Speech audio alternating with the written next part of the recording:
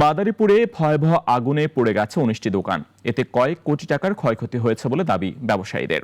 ভোরে মাদারীপুরের সিটি সুপারমার্কেটে অগ্নিকাণ্ডের ঘটনা ঘটে। হাজার দোকান থেকে আগুনের সূত্রপাত হয়, যা দ্রুত চারপাশে ছড়িয়ে পড়ে। খবর পেয়ে ফায়ার সার্ভিসের ৬টি ইউনিট প্রায় ৩.৫ ঘন্টার চেষ্টায় আগুন নিয়ন্ত্রণে আনে। পানি সরবরাহের দেরির কারণে আগুন নিয়ন্ত্রণ করতে সময় লাগে। এ ঘটনায় ক্ষতির পরিমাণ কোটি টাকায় পৌঁছাতে পারে। এই যে নারকেল গাছ দেখা যায়, এখান থেকে ধাউ ধাউ করে আগুনগুলো উঠতেছে, উঠে প্রথম বাম দিকে সরাই ওই সিটি সুপার মার্কেটের কর্নার থেকে এই দোকানগুলো পড়া শুরু করে। পড়তে পড়তে এই জায়গা থেকে পড়া ওই দোতলাটা ঘর ছিল, ওগুলা পরে ওইটা যাইতে যেতে এখানে আক্তার মিয়ার যে দোকানপাটগুলো আছে এর মার্কেট, এর আগ পর্যন্ত প্রায় 19-20টা দোকানের মতো পুরো ভস্মীভূত হয়ে যায়। এই আগুনের কারণে প্রায় প্রতি বছর ব্যবসায়ীরা ক্ষতিগ্রস্ত হচ্ছে।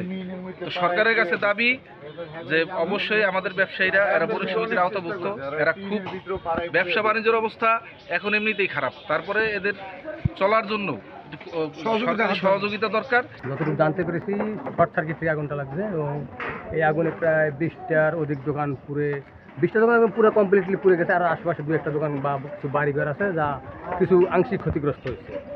তো আমরা ব্যবসায়ীরা অনেক চেষ্টা করছি, যার কারণে হয়তো একটু কম, নাহলে আরও বেশি হতো, এবং লুটতরাজ থেকেও আমরা রক্ষা করতে পেরেছি। যাই হোক, দেশবাসীর কাছে দাবি এবং সরকারের কাছে আমাদের অনুরোধ যে যেই ব্যবসায়ীরা ক্ষতিগ্রস্ত হয়েছে তাদেরকে যেন আর্থিক সহায়তা করা হয় এবং বিভিন্ন ধরনের হেল্প করা হয়। ওয়ালটন আবারও মিলিনিয়ার অফারে ওয়ালটন ফ্রিজ কিনে আপনিও হয়ে যেতে পারেন মিলিয়নিয়ার।